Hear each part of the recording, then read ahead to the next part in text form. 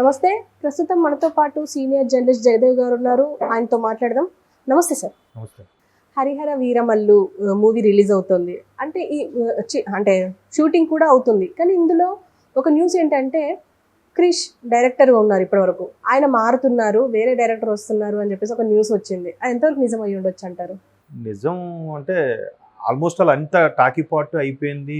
కొన్ని మ్యాక్సిమం యుద్ధ సన్నివేశాలు ఏవో ఉండిపోయాయని అన్నారు. దానికోసం స్పెషల్గా ఆయన జనరల్గా పవన్ కళ్యాణ్ గారి కంటేనే మార్షల్ ఆర్ట్స్ బాగా ఇంట్రెస్ట్, తర్వాత గన్స్ ఇంట్రెస్ట్ అని కూడా చాలా సందర్భాల్లో చాలా దర్శకులు కూడా చెప్పారు ఇంటర్వ్యూలో. పూరి జగన్నాథ్ అయితే క్లియర్గా చెప్పారు, ఒకసారి ఒక స్టేజ్ మీద కూడా చెప్పారు. 30 daysలో సినిమా ఫినిష్ చేస్తామంటే రవితేజ డేట్స్ ఇస్తారు. తర్వాత ఏదో రకరకాలుగా ఇట్లా రకరకాల గెటప్పులతో ఉన్నాయంటే బాలయ్య బాబు డేట్స్ ఇస్తారు, గన్స్ అవి ఉన్నాయని అంటే పవన్ కళ్యాణ్ డేట్స్ ఇస్తారు అన్నట్టుగా చెప్పారు. సో ఆయనకి అట్లా కత్తిసాము, గన్స్ ఇలాంటివి చాలా ఇంట్రెస్ట్ ఉంటాయి, మార్షల్ ఆర్ట్స్ అవి కూడా. సో దానికోసం ఆయన స్పెషల్గా దాన్ని ఏమంటారు వర్క్షాప్ కూడా నిర్వహించారు. చాలా ఇది ఇంచుమించు 3-4 ఏళ్ళ నుంచి కూడా నడుస్తున్న కథనం. దానికి ఎట్లా షూట్ చేయాలి, ఎక్కడెక్కడ చేయాలి, ఏ అంశాల మీద ఎలివేట్ చేయాలనే దాని మీద కూడా ఒక వర్క్షాప్ నడిచింది. ఒకానొక టైంలో పవన్ కళ్యాణ్ గారే తిరిగి ఒక వర్క్షాప్ నిర్వహించి దాన్ని ఇలా చేద్దాం అని చెప్పి ఒక పీపీటీ ప్రజెంట్ చేసి చూపించి కూడా అందులో దర్శకుడు కృషి ఉండడం కూడా మనం చూసాము. అప్పుడులో యూట్యూబ్లో బాగా వైరల్ అయ్యాయి కూడా వీడియోస్. సో ఆయన ఒక పాతకాలం స్టోరీల్లోనే భాగంగానే ఇది తీస్తున్నారు. సామాన్యుల్ని, అక్కడ జరిగే రాజ్యాలు కానీ ప్రభుత్వాల నుంచి జరిగే అన్యాయాన్ని కాపాడే వ్యక్తిగా, వాళ్ళకి అండగా నిలబడే ఒక వీర నాయకుడిగా హరిహర వీరమల్లుని ప్రజెంట్ చేసే విధంగా ఉంటుంది. అయితే కృషికి ఇవ్వడానికి ఆయన్ని ఆ స్టోరీ అనుకోని అని చెప్పడానికి కారణం ఏంటంటే గతంలో ఒక 2 ప్రాజెక్టులు, మంచి ప్రాజెక్టులు చేశాడు ఆయన.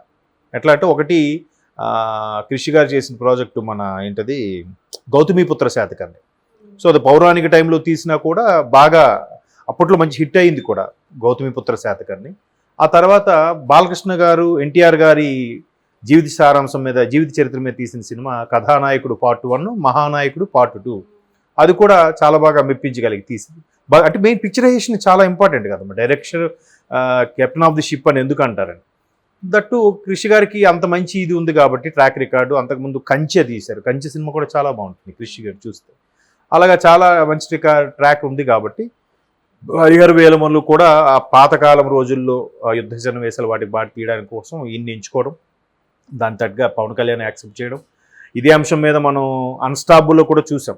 బాలయ్య బాబు అన్స్టాపుల్ ప్రోగ్రామ్ ఆహాలో వచ్చినప్పుడు ఓటీటీలో దానికి పవన్ కళ్యాణ్ గారు గెస్ట్గా రావడం, మధ్యలో కృషి గారు కూడా ఒక సెకండ్ 2 ఎపిసోడ్లుగా నడిస్తే ఒక ఎపిసోడ్లో కృషి గారు వచ్చి బాలయ్య గారికి అలాగే పవన్ కళ్యాణ్ గారికి ఇద్దరికి క్వశ్చన్స్ వేయడము.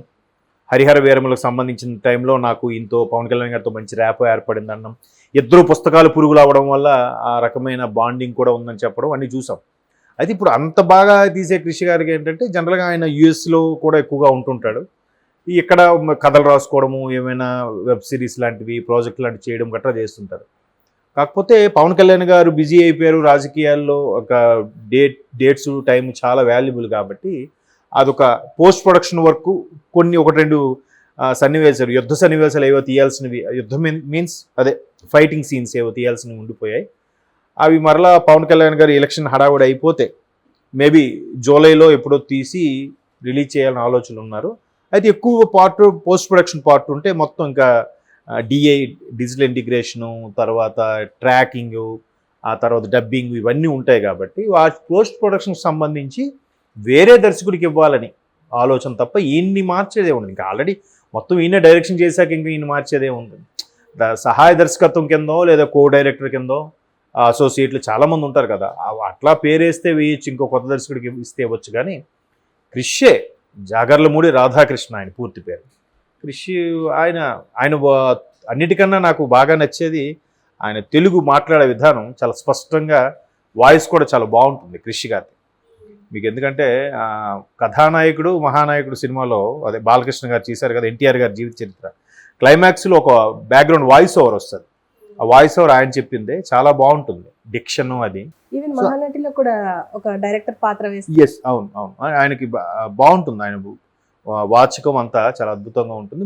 తెలుగు అంటే బాగా ఇష్టం, అభిమానం కూడా ఆయనకి.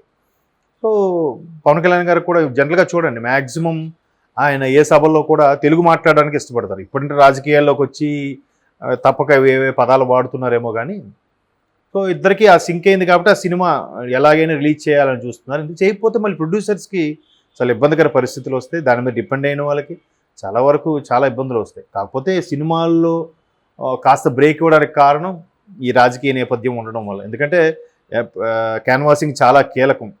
చాలా పైగా ఆల్రెడీ కూటమిలో ఉన్నాడు ఆయన. పోనీ ఆయన సొంతంగా ఏదో నిర్ణయం తీసుకొని రేపు 13 పోలింగ్ అయిపోయాక రెస్ట్ తీసుకొని, లేదంటే ఒక 4 రోజులు రెస్ట్ తీసుకొని మళ్ళీ ఎలక్షన్ కౌంటింగ్ వరకు సినిమాలు షూట్ ఒక వారం రోజులను షూట్ చేసుకోవచ్చు. బట్ కూటమిలో ఉన్నారు కాబట్టి ఈయనేంట్రా బాబు టెన్షన్ పడకుండా ఇంట్లో రిలాక్స్గా ఉన్నాడని కూడా అంటారు కదా. సో అందుకు ఆయన కొంచెం హడావిడిగా ఉన్నారు. ఇప్పుడు ఏమి చేయడం కుదరదు కూడా అని చెప్పారు. కొంతమంది రకరకాల వార్తలు వస్తున్నాయి కానీ ఆయన ఎట్లాగో సైన్ చేశాను, అడ్వాన్స్ తీసుకున్నాడు కాబట్టి చేస్తాడని నమ్మకం ఉంది. ఇంతవరకు ఎప్పుడు ఆయన ఎవరికి ఇబ్బంది పెట్టింది లేదు పవన్ కళ్యాణ్. ఇంతో పాటు ఇంకోటి కూడా ఉంది కదా, ఉస్తాద్ భగత్ సింగ్ కూడా ఉంది, హరీష్ శంకర్ గారు. అది కూడా రిలీజ్ అయింది, టీజర్ రిలీజ్ అయింది. దానికి ఒక గ్లాస్ సంబంధించిన సన్నివేశం కూడా ఉంటుంది. అది బాగా జనాల్లోకి కూడా వెళ్ళింది. సో ఇప్పుడు హరీష్ శంకర్ గారు కూడా ఏగర్లీ వెయిటింగ్ పవన్ కళ్యాణ్ గారి కోసమే. కాకపోతే మరి అలా అని వాళ్ళు మిగతా పనులు ప్రాజెక్టులు మానుకోలేరుగా. సో మిగతా పాటలు వెళ్ళినప్పుడు ఒకవేళ మళ్ళీ ఆ పనిలో బిజీగా ఉన్నప్పుడు వీళ్ళు తిరిగి రావడం కుదరకపోతే వేరే వాడిని పెడతారు. బట్ కాంట్రాక్ట్లో ఉంటుంది ఏం చేయాలి సరే, ఇట్లా ఈ సన్నివేశంలో ఎట్లా అనుకున్నాం, ఇలా చేసాం, లేదా ఇక బ్యాక్గ్రౌండ్ స్కోర్ ఇలా పెట్టుకున్నాం, ఇక డబ్బింగ్ ఇలా చెప్పిస్తున్నాం అని చెప్తారు, సజెస్ట్ చేస్తారు. ఆయన ఉంటుంది. చాలా సినిమాలకి రాఘవేంద్రరావు పేరు దర్శకత్వ పర్యవేక్షణ అని ఉంటుంది.